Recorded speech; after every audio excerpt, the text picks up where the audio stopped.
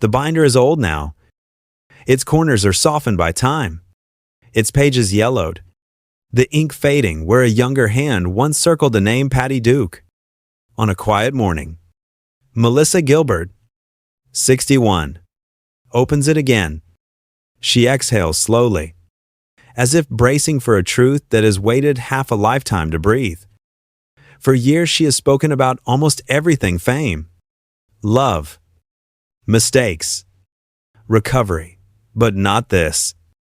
Not the one thing that still trembles in the silence between two women who once shared the same impossible gift, growing up in front of a camera and trying to survive it. Patty Duke had been the beacon, the warning, and the miracle. The child prodigy who won an Oscar at 16. The woman who turned her breakdown into a revolution for mental health awareness. For Melissa, she was both myth and mirror, the proof that pain could be turned into purpose. But behind that reverence lived a secret discomfort, the uneasy recognition that everything Patty had endured, Melissa was quietly repeating in her own way.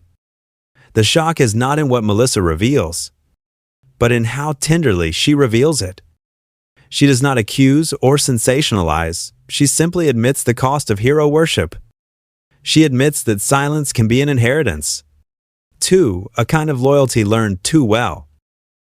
As the interview cameras hum softly in the background, she begins to speak, her voice steady but threaded with grief. "I thought I was protecting her," she says, when really, I was protecting the story I needed her to be. It is a confession disguised as affection, the kind that reshapes memory itself.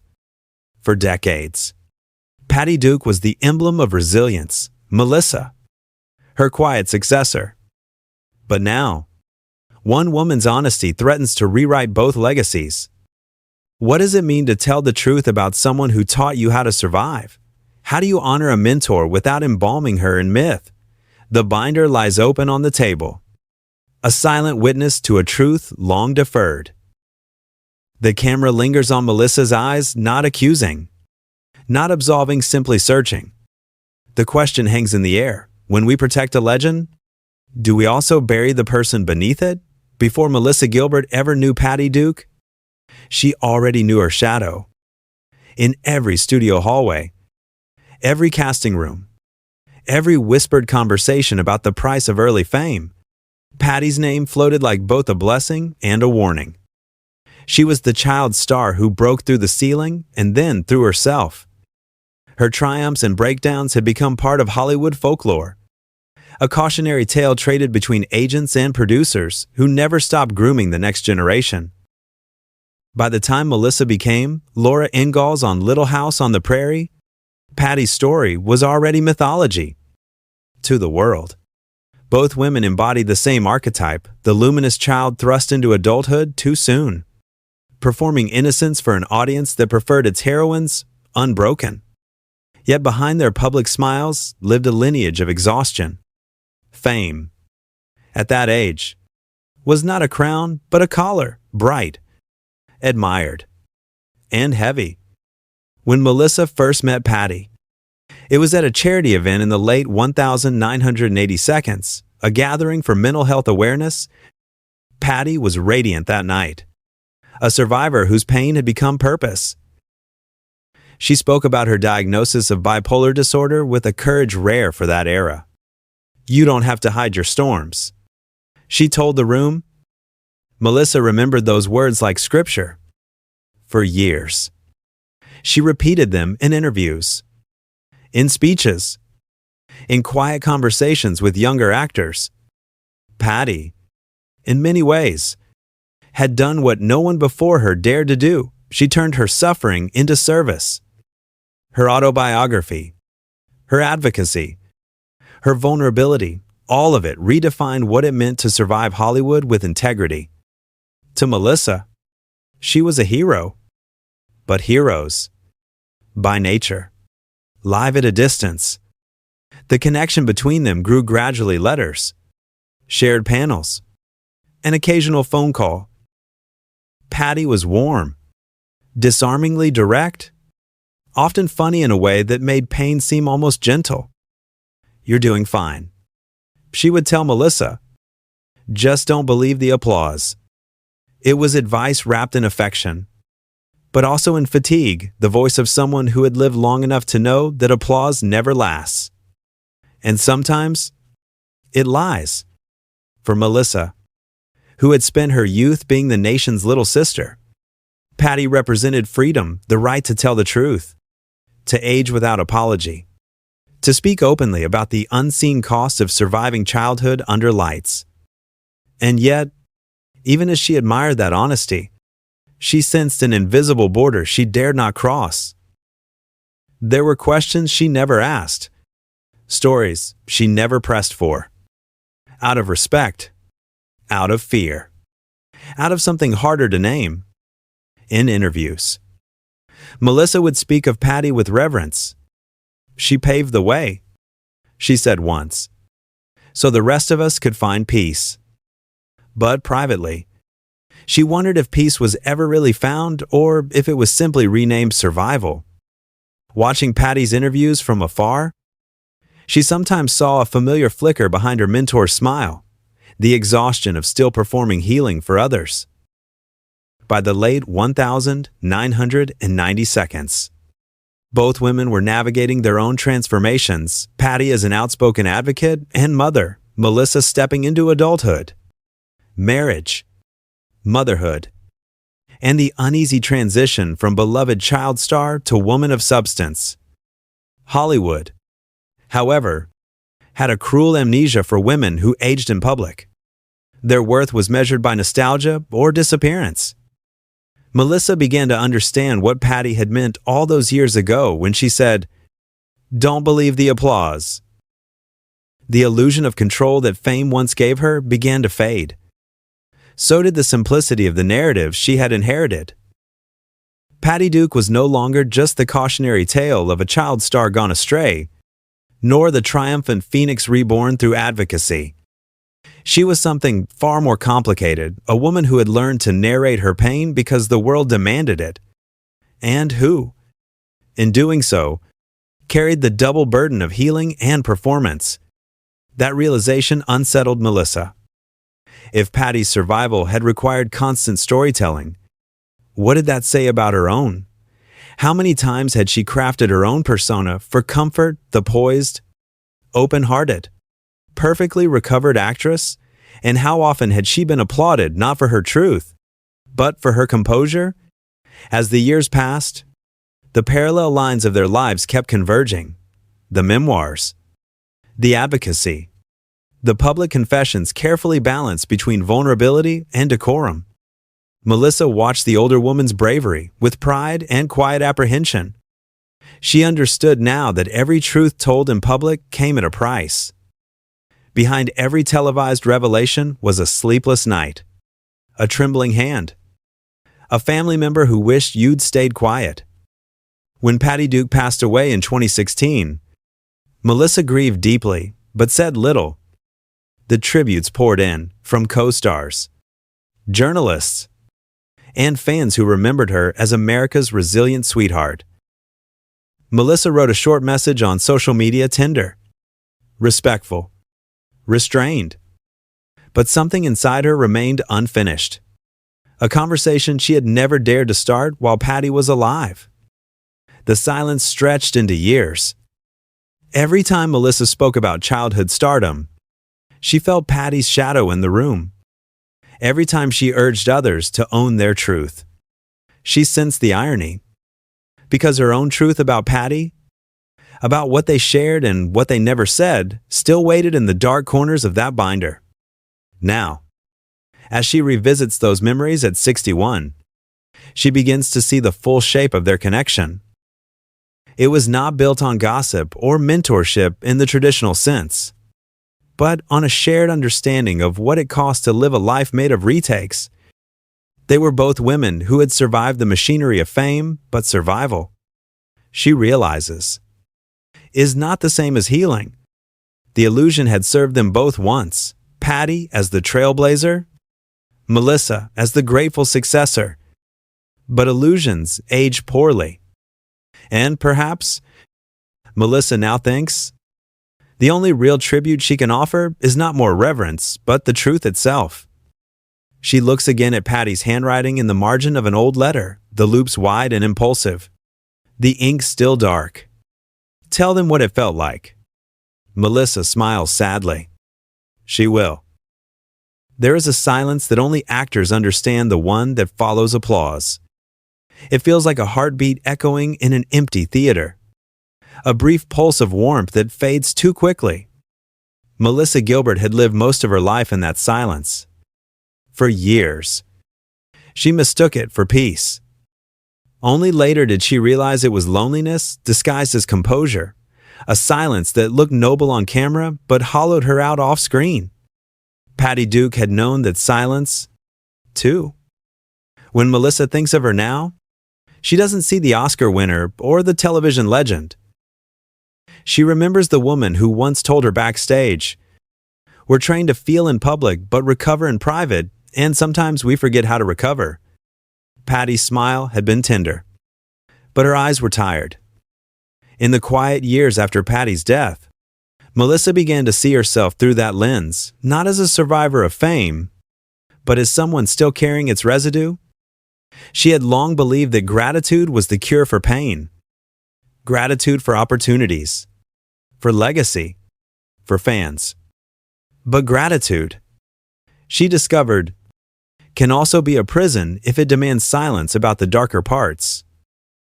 Every time she wanted to speak about Patty's more fragile side, the confusion, the outbursts, the shadows of mental illness that fame never fully exorcised, she stopped herself. "That's not my story to tell," she would whisper. Yet the truth was, it was her story too, because she had lived inside its echo. The hidden truth wasn't a scandal, it was emotional inheritance. Melissa had inherited Patty's strength, her generosity, her courage, but also her coping mechanisms. The tendency to perform stability even when unraveling. The instinct to turn trauma into narrative before it had time to heal. The pressure to be inspirational. Always. Sometimes, Melissa would reread Patty's memoir, Call Me Anna, late at night. She would pause at certain lines that felt eerily familiar. The panic before a performance. The desperate need to be good. The guilt after setting a boundary. These were not just Patty's confessions, they were generational wounds of women who had been trained to please audiences before they learned to protect themselves. One evening, sitting alone in her Colorado home, Melissa wrote a letter she would never send. "Dear Patty," it began. "I used to think you were stronger than me. But now I see we were just two girls doing the same dance, smiling to survive." The act of writing it made her cry, not because it was sad, but because it was finally honest. She remembered the last time they spoke, months before Patty's passing. Patty had been frail but still sharp, teasing Melissa about her activism and her politics. "Keep shaking the tree," she said. "Just don't let them hang you from it." They laughed. It was affectionate, irreverent, entirely them. But when the call ended, Melissa had felt an ache she couldn't name, the sense that something vital had gone unsaid. The truth is, Melissa had wanted to thank her properly, not for being perfect, but for being human. For showing her that survival was messy and that courage didn't always look graceful. But gratitude had become formalized, staged. It was easier to write a tribute than to admit that sometimes love comes with anger, the anger of seeing someone you admire suffer the same cycle you swore you'd escape. As the years went on, that unspoken emotion grew heavier. Every interview question about role models felt like a small betrayal of the private complexity she carried. Because how could she explain that her love for Patty wasn't built on admiration alone, but on recognition? She saw herself in Patty's contradictions, the discipline and chaos, the laughter that covered exhaustion, the fear of not being lovable without applause. Hollywood had always rewarded simplicity. The narrative of redemption sells better than the slow truth of living with scars. Patty had mastered that balance, but it had cost her. She was expected to be endlessly brave, endlessly forgiving, endlessly articulate about pain, and Melissa had followed the same script. They both knew the quiet terror of being a symbol. You're allowed to be wounded, but only if your wounds inspire others.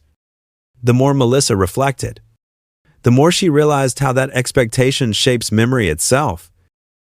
We remember public figures as archetypes, heroes, victims, martyrs, but rarely as people trying to figure it out day by day. Patty had carried the weight of being an emblem for bipolar disorder awareness, a label that both liberated and confined her.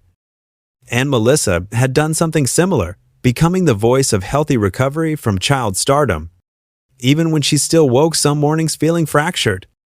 There was one moment that haunted her, a charity event years ago, when a journalist had asked Patty on stage if she was finally healed. Patty had laughed, paused, and said, "I don't think that's how this works." The audience clapped, mistaking vulnerability for punchline. But Melissa had seen the flash of truth in her eyes. Healing isn't a destination. It's a maintenance of honesty. Now, at 61, Melissa carries that lesson like a quiet torch. She no longer wants to protect Patty's image. She wants to protect her truth. The messy, contradictory, painfully beautiful truth that made her human. And in doing so, she finds permission to protect her own. There are memories she still can't share publicly, moments too intimate, too raw. But what she can say, finally, is that admiration without truth becomes idolatry. "When I was young," she told a friend recently, "I thought being strong meant being silent. Patty taught me that being strong means telling the story even when it trembles." In the end, the hidden truth was not about Patty alone. It was about the lineage of women in Hollywood who mothered each other in fragments, who passed down both their wisdom and their wounds, who taught survival without realizing the cost of it. Melissa thinks often about the metaphor Patty once used to describe her illness. "It's like living with two people inside me, and both are tired." Now, Melissa understands the same could be said of fame itself. There's the public self who smiles, and the private self who waits patiently for the lights to dim. On quiet nights, she still opens that old binder. Some pages are blank now, deliberately left so, perhaps for the stories that were too heavy for Patty to tell, or perhaps for the stories Melissa must finish herself. As she traces the faded ink of Patty's name, she whispers a simple truth. You didn't owe us perfection. You owed yourself peace. It is both a farewell and a promise that she will not let legacy erase humanity again. And in that whispered vow, Melissa finally feels something she never felt before, not silence, but stillness. The difference is small but profound. Silence hides, stillness accepts. For the first time, she allows the applause to fade completely, and she doesn't rush to fill the void. The air feels lighter, honest, and whole. Somewhere, she imagines, Patty would have understood. The truth Melissa carries is not explosive, at least not in the way headlines crave. It is quieter, more corrosive. The realization that she had modeled her own survival on a woman who never truly found rest. Patty Duke had taught her how to rise, how to transform pain into message, but not how to stop performing once the curtain fell. That was the hidden inheritance, the one Melissa never questioned until she realized it was slowly undoing her. The moment of revelation came years after Patty's death, during a speaking engagement where Melissa was asked to share the most important lesson from her childhood in Hollywood. She began to recite the familiar script: resilience, gratitude, redemption. The audience smiled. Cameras rolled. And then, mid-sentence, she stopped. a sentence caught in her throat. I realized, she told them later, I was speaking in someone else's voice. That instant felt like a betrayal and a liberation all at once. She had spent her career carrying the unspoken rule that to honor her mentors, she must repeat their mantras. But repeating a truth is not the same as living it. Patty's voice had guided her for decades, compassionate, wise, fierce. Yet it was time. Melissa knew to speak in her own. The real shock wasn't that Patty had flaws, those were already known, even forgiven. The shock was how deeply Melissa had built her own identity around Patty's resilience, as if strength were a religion handed down through suffering. She saw now how that lineage could be both sacred and suffocating. She began to revisit memories with new eyes. There was one conversation in particular, a small, ordinary afternoon at a studio commissary. Years ago, Patty had been quiet that day, pushing food around her plate. Sometimes, she said softly, I wish people would stop thanking me for surviving. I am tired of being the proof that you can. Melissa had smiled, thinking it was a metaphor. Now she understood it was a plea. That single sentence reshaped everything. The applause that had once sounded like affirmation now echoed like pressure. The stories they told themselves about endurance, about grace began to feel like armor forged from exhaustion. In speaking her truth, Melissa is not rewriting Patty's legacy, she is reframing it. She refuses to let survival be the only story women like them are allowed to tell. For too long, she says, Hollywood has turned its wounded into monuments adored, displayed, but never heard in full. We canonize pain, she explains quietly, and then we punish people for still feeling it. Her biggest revelation was this: Patty Duke's greatest act of courage wasn't surviving her illness or her industry. It was telling the truth before anyone was ready to hear it. But her tragedy was that she had to keep telling it, over and over, until it became performance again. Melissa had inherited that cycle, and she decided to end it. So she began to speak differently. Interviews became confessions. Essays turned inward. She stopped saying, I am fine, and started saying, I am learning. She began to tell the untidy truth that healing isn't linear, that fame doesn't save you, that love doesn't always cure what the past breaks. Some found her new honesty uncomfortable. Why tarnish the memory? They asked. Melissa understood now what Patty must have felt, that truth is not tarnish, it's restoration. To speak of someone fully, with tenderness and clarity, is the truest form of love. In her memoir, she wrote a single line that encapsulated it all. Sometimes the kindest thing you can do for a legend is to let her be human again. That line became her quiet rebellion, a way to return Patty Duke to the realm of flesh and breath, not iconography. To remind the world that strength is not the absence of struggle, and legacy is not perfection preserved, but humanity remembered. The final image she keeps of Patty is not from a film or a red carpet, but from a rehearsal hall where they once crossed paths during a benefit performance.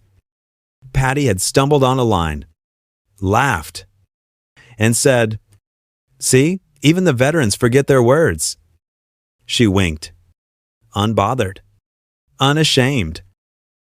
It was a moment of grace without grandeur, a woman no longer pretending to be unbreakable. Years later, when Melissa tells her truth, she feels that same wink somewhere in her memory, an invisible blessing. Patty had once said, Tell them what it felt like. Melissa finally understands what she meant. Tell it even when it hurts, because that's where the love lives. And so she does.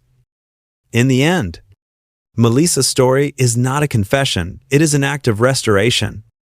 What she gives back to Patty Duke is not apology or explanation, but balance. For years, The world saw Patty as a symbol of survival, an emblem of advocacy and courage. Melissa's truth completes that portrait by adding what was always missing: softness, fatigue, imperfection, humanity. When Melissa finally speaks openly, the words don't sound rehearsed. They sound lived. I used to think the best way to honor someone was to keep their story beautiful, she says quietly. Now, I think the best way is to keep it true. That distinction changes everything. It frees both women from the roles they were assigned, one as the sainted survivor, the other as the dutiful disciple. It allows them to coexist in memory, not as archetypes, but as women who tried, failed, and tried again. The moral is not about fame or redemption. It's about the courage to evolve the story itself, to accept that the people who raised us, mentored us, or inspired us were not maps to follow, but mirrors to outgrow. Melissa understands now that legacy is not imitation, it's continuation, carried in a more honest voice. For the first time, she feels no need to defend or decode Patty Duke. She simply lets her be. The public figure and the private woman. The strength and the fragility. The light and the ache, all of it belongs to her story. All of it deserves air. In that acceptance, Melissa finds a quiet peace that neither applause nor silence ever gave her. The binder stays open on her desk, its pages no longer heavy with unspoken words. She leaves it there intentionally, as if to remind herself and anyone who asks that stories aren't meant to be sealed. They are meant to breathe, to change, to tell us who we've become. She closes her eyes and imagines Patty's voice, soft and amused, echoing from some distant stage, "You did fine, kid." And Melissa smiles, not as the girl who idolized her, but as the woman who finally understood her. Because sometimes, the bravest truth is not the one that shocks, it's the one that forgives.